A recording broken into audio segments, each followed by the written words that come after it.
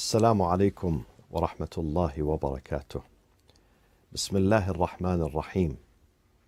الحمد لله رب العالمين، والصلاة والسلام على أنبياء الله جميعا وعلى سيدهم وخاتمهم حبيب إله العالمين أبي القاسم المصطفى محمد، وعلى أهل بيته الطيبين الطاهرين، وعلى حفيده وخليفته الإمام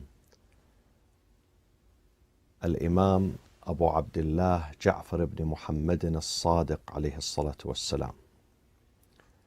قال الله تبارك وتعالى في كتابه الكريم: أعوذ بالله من الشيطان الرجيم، بسم الله الرحمن الرحيم. يا أيها الذين آمنوا اتقوا الله وكونوا مع الصادقين.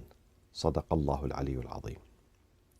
Tonight is the eve of the 25th of the month of Shawwal. On the 25th of Shawwal is the anniversary of the martyrdom of the 6th Imam of the school of Ahl al-Bayt, Al-Imam Abu Abdullah Ja'far ibn Muhammad Al-Sadiq alayhi salatu wassalam. And the title Al-Sadiq has been given to him by his great-grandfather, the Prophet, peace be upon him. Imam Al-Sadiq was born almost 72 years after the departure of the Prophet, peace be upon him. The age of the European Renaissance started in the 15th century CE, marking the transition from the Middle Ages, which was also referred to as the Dark Ages, to modernity. However, the Islamic Renaissance started maybe 8 centuries before, in the 7th century CE, which is the second Islamic century, after the birth of the 6th Imam of the family of the Prophet, Al-Imam Ja'far ibn Muhammad al-Sadiq alayhi salatu wassalam, in the year 83 Hijri. How did that happen?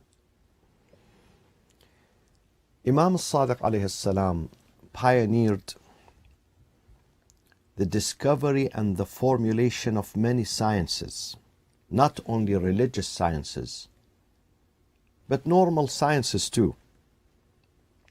During his lifetime, he spearheaded the intellectual movement and the spiritual movement of the community, of the Ummah, the resurgence of the Ummah, not only during his time, but for so many generations to come after him.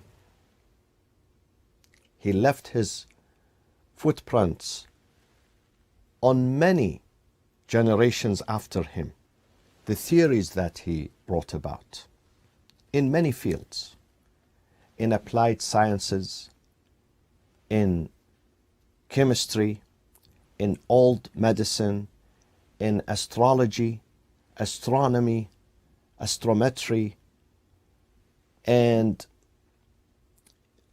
plus the Islamic sciences, which is jurisprudence. He's Imam al-Fuqaha, Ustad al-Fuqaha, who is the master of all the jurists of his time and those who came after him, as I'm going to explain to you. Imam al-Sadiq is the master of and the mentor and the teacher of the 4 main madahib in the Sunni tradition, as I'm going to explain soon. So he was a leader in jurisprudence, in philosophy, principles of philosophy, in theology, and in religion, in tafsir al-Quran, in the hadith. Something amazing Imam al-Sadiq did at a very young age. we read in the history that in the 2nd century CE, Ptolemy, who was in Alexandria, was the first person to speak about the spherical nature of the earth. The earth is not flat. But then Ptolemy believed in the geocentrism, meaning that the earth is the center of the universe. And all other constellations, all other planets, they revolve, they orbit, they turn around the earth. So the earth is the center.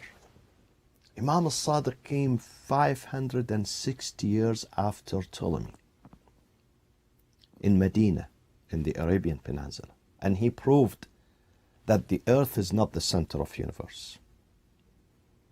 And that the other planets, they do not orbit around the earth. It's rather the earth itself that orbits and turns around its axis and also around the sun with other planets too. So this was a new discovery.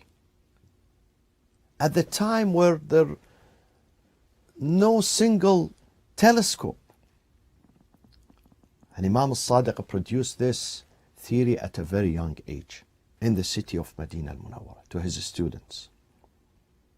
And then many centuries after that, maybe 7 or 8 centuries after that, we have Copernicus and Galileo who came and they reaffirmed what Imam Al-Sadiq said 7 centuries before them.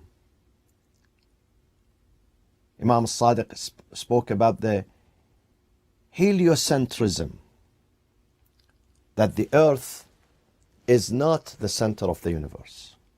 So this was affirmed by Galileo and Copernicus many centuries later. And then, by the way, those 2 scholars, astronomers, they had to pay the price. The church had to persecute them because they brought up new theories, new ideas. Galileo had to be accused of heresy, revolting against the principles of the church, and he was sentenced to death.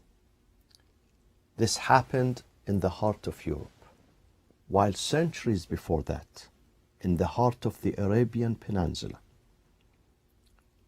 a revolution, a renaissance, started by Imam Al-Sadiq alayhi salatu wassalam. Imam Al-Sadiq never separated between science and religion. Imam Al-Sadiq always taught and inspired his students, and his students are hundreds of students, different students, subscribing to different various ideologies and creeds.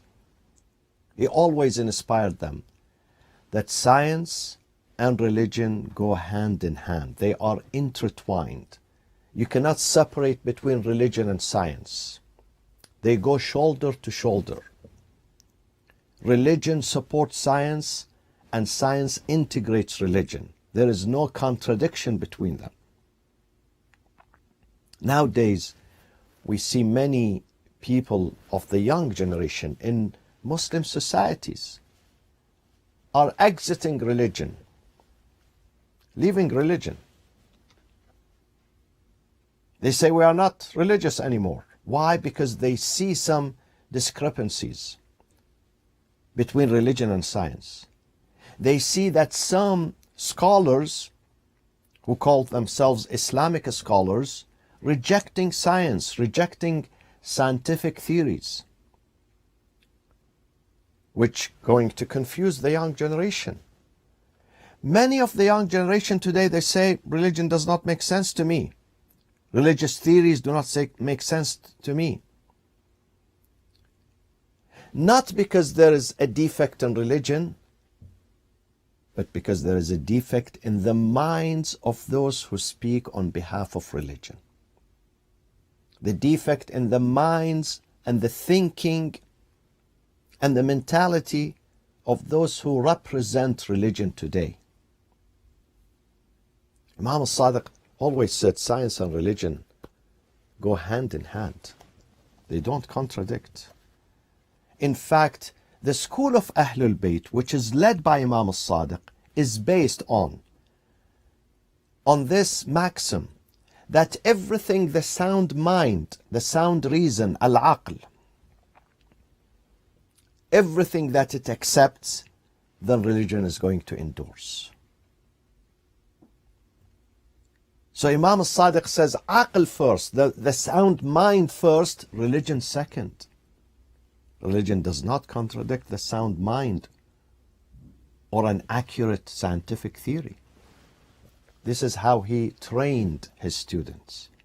And this is how, during his lifetime, many people came and accepted Islam, among them many philosophers, many theologians from Europe, from other parts of the world, because they saw that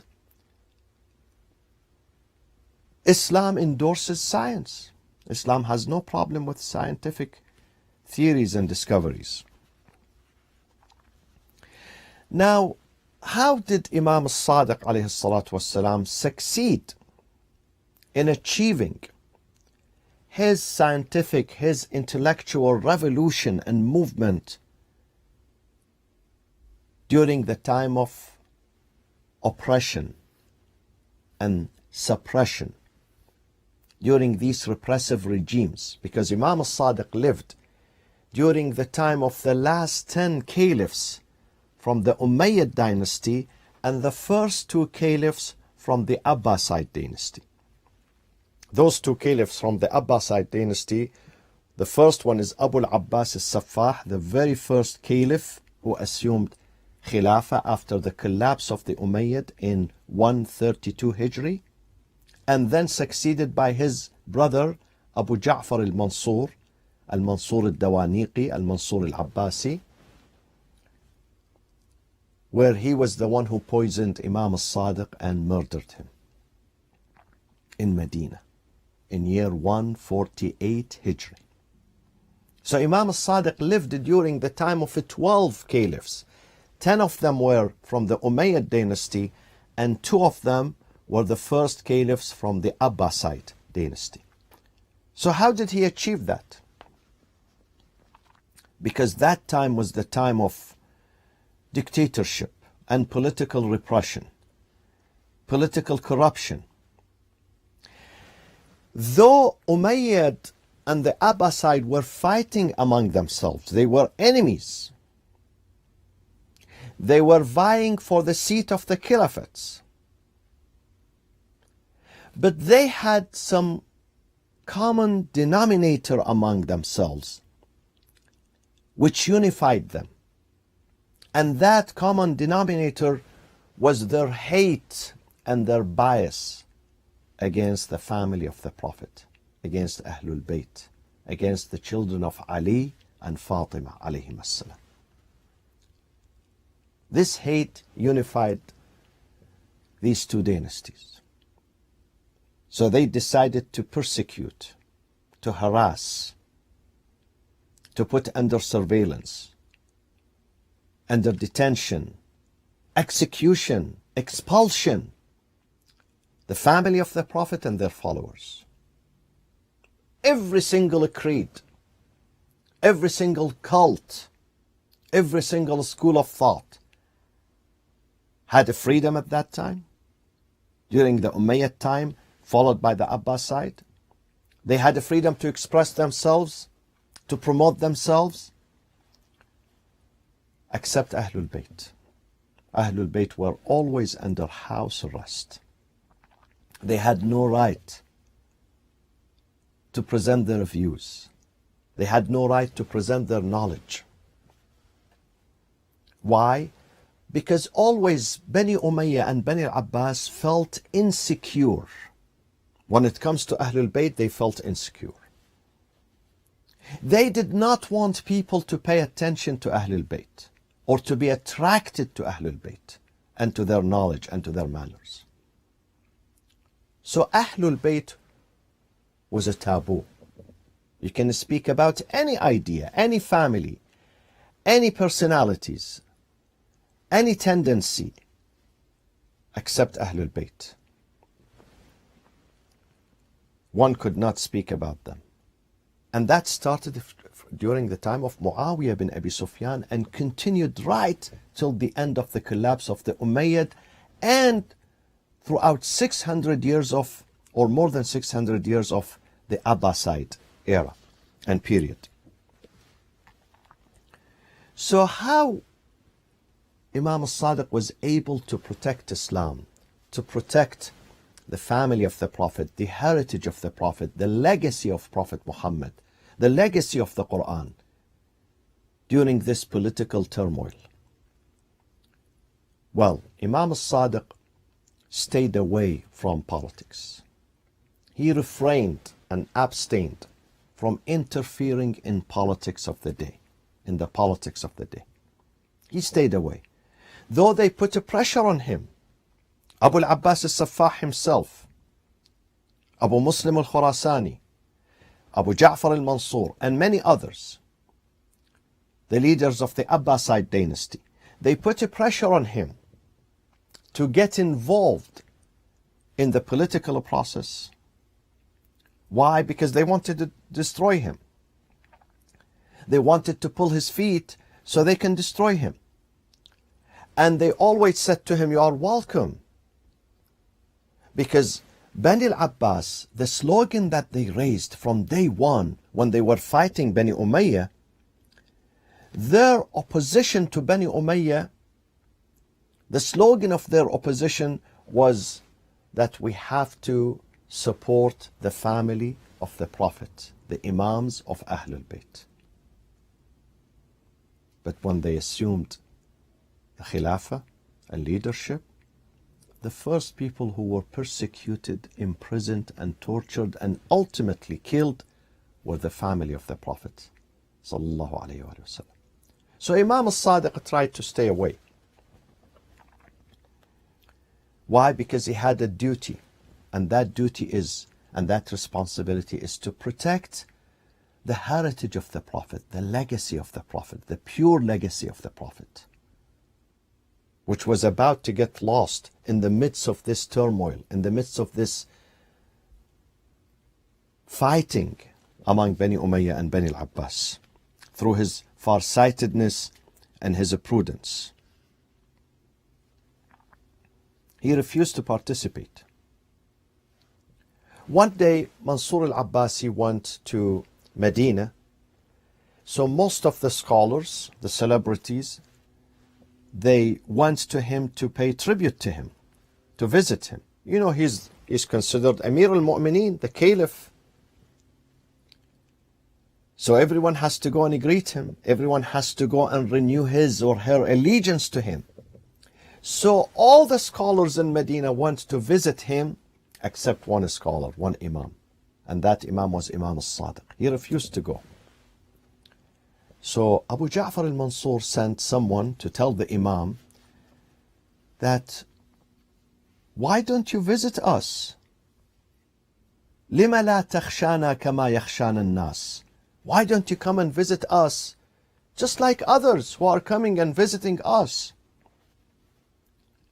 Imam al-Sadiq said, لَيْسَ لَنَا مِنْ أَمْرِ الدُّنْيَا شَيْءٌ فَنَخَافُكَ عَلَيْهِ فَنَخَافُ عَلَيْهِ مِنْكَ.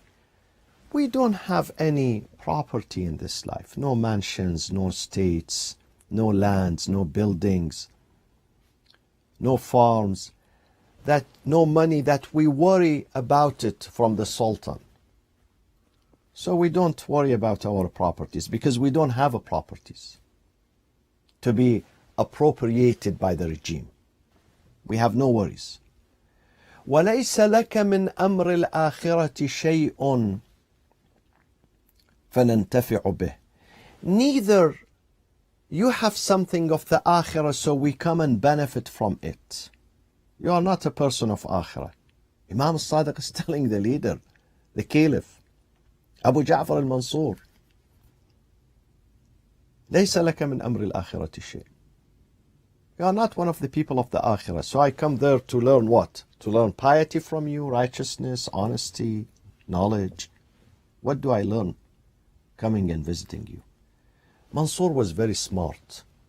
He said, no, I don't mean that you come and learn from us. تأتينا لتنصحنا. You just come visit me just to give me an advice. Again, Imam answered him. Imam said to him, من أراد الدنيا لا ينصحك ومن أراد الآخرة لا يصحبك. Whoever seeks this dunya, the attraction of this dunya, is not going to give you the right advice. He's not going to be honest with you. Imagine advisors of the president, the sultan, the king. Are they honest people? They are not honest people. They know that this president, this sultan, this king, this prince is corrupt, but they still work for him. Why they work for him? Because they seek dunya. They are seekers of dunya, this life. So Imam says to him, if someone seeks dunya, is not going to give you the right advice. وَمَنْ أَرَادَ الْآخِرَةَ لَا يَصْحَبُكَ. And someone who seeks the akhirah is not going to be your companion. He's not going to be in your company. He's going to stay away from you. Powerful statement from our Imams. A lesson for all of us. How to deal with corrupt, with despotic regimes, despotic dictators. Stay away from them. During the time of Imam Al-Sadiq alayhi salatu wassalam,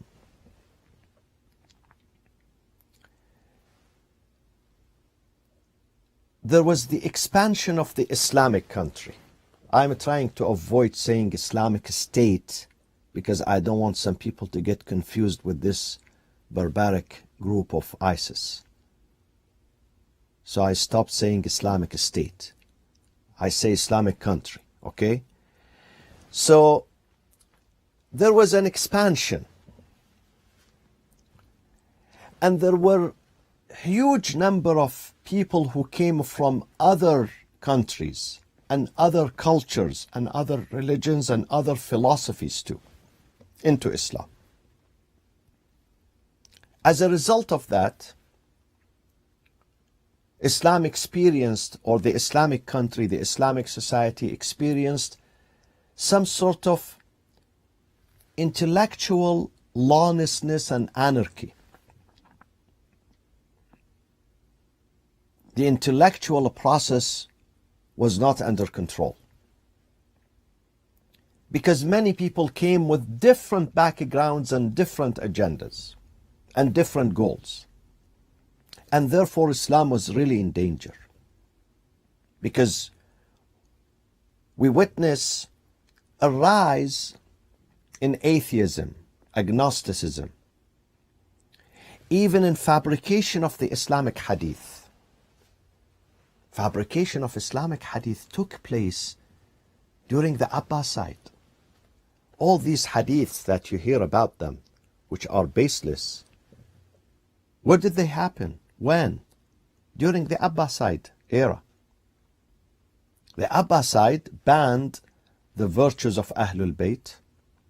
And imagine the Abbasids are cousins with Ahlul Bayt. Those are cousins. And don't be surprised, my friends, because the uncle of the Prophet turned against him. Abu Lahab is the uncle of the Prophet.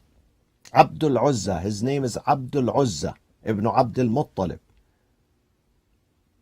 Abu Lahab is the paternal uncle of the Prophet. And he hated the Prophet Muhammad sallallahu alaihi wasallam. He hated his nephew. Therefore, Banu al-Abbas, Abu al-Abbas al-Saffah, is the son of Muhammad. Muhammad is nicknamed Al-Imam al-Muassis, the founding Imam of the Abbasid dynasty. Muhammad is the son of Ali. Ali is the son of Abdullah ibn al-Abbas, the great man, the companion of the Prophet and the first cousin of the Prophet. Abdullah is the son of Abbas. Abbas is the uncle of the Prophet. So let's go from top to bottom. The Prophet had an uncle, one of them was named Al-Abbas. His son was Abdullah, which was very virtuous, and he was raised and mentored by Imam Ali alayhi salam. His first teacher is Imam Ali. Because when the Prophet died, Abdullah ibn Abbas was only 10 years old. So Imam Ali took care of him, and he became Habrul Ummah, the most learned. And ironically, Abdullah ibn Abbas is accepted by two sides, the Sunnis and the Shias. They both accept him.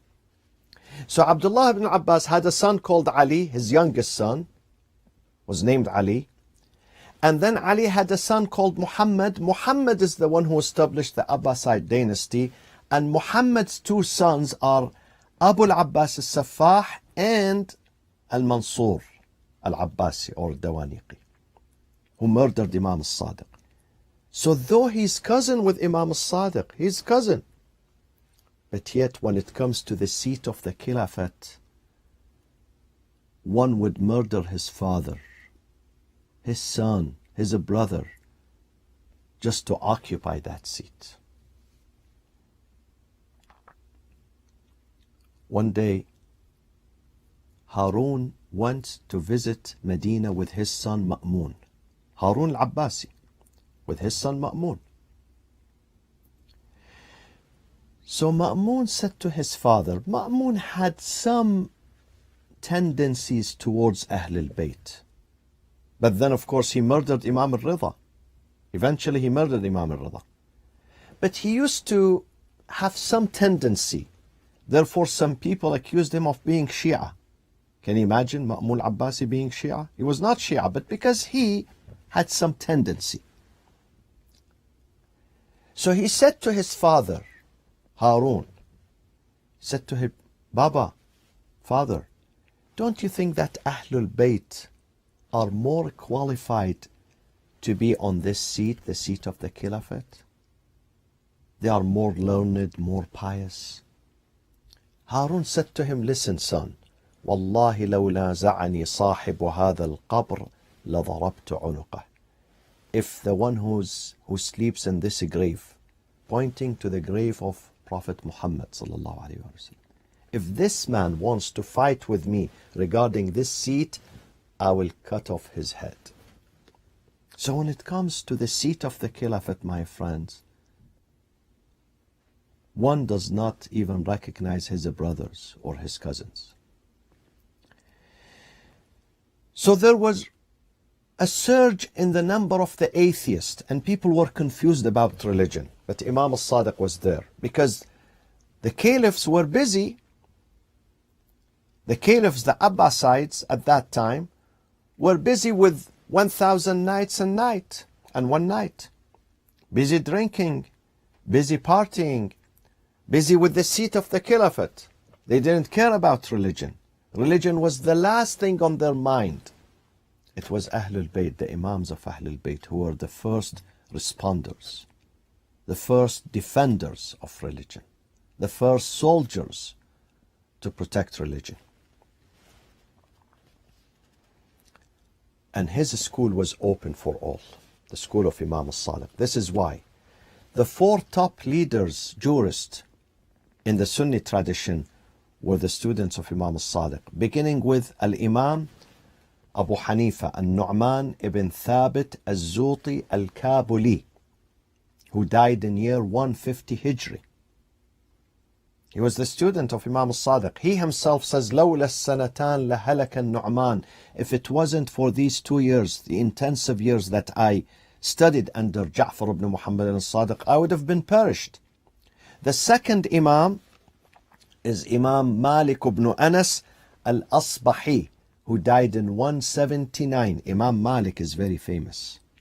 He's the student of Imam Ja'far al-Sadiq. And he himself says, ما رأت عين ولا سمعت أذن ولا خطر على قلب بشر أفضل من جعفر بن محمد فضلا وعلما وورعا وعبادة. No eye has seen, no ear has heard, no human mind came across a person more virtuous in his knowledge, in his piety, in his religion, than this man, Muhammad, Ja'far ibn Muhammad al-Sadiq alayhi salatu wassalam. This is the testimony of Imam Malik regarding Imam al-Sadiq. And then you come to Imam al-Shafi'i. Imam al-Shafi'i is the student of Imam Malik, and Imam Malik is the student of Imam al-Sadiq. You come to Imam Ahmad ibn Hanbal, who died in 241 Hijri. Shafi'i died in 204. Imam Ahmad ibn Hanbal died in 241 Hijri. He was the student of Shafi'i. Shafi'i was student of Imam Malik, and Imam Malik is the student of Imam Ja'far ibn Muhammad al-Sadiq. And there were others. There were Sufyan al-Thawri, Sufyan ibn Aynayh, Ibn Jarih, and many other hundreds, rather 4,000 students of the Imam in the Grand University of Medina. Imam became Ustad al-Fuqaha, the master, the mentor, the teacher of all the jurists. There is no single jurist in Medina or Kufa at that time who was not the student of Imam al-Sadiq, who did not really need to learn from Imam al-Sadiq. No one could skip the lessons of Imam al-Sadiq, his classes. They would not become jurists until they attend the classes of Imam al-Sadiq and they graduate from his University of Medina. Why the Ja'fari school is called Ja'fari? We follow the fiqh of the Prophet sallallahu alaihi wasallam, the Sunnah of the Prophet, the school of the Prophet. But why it is called Ja'fari?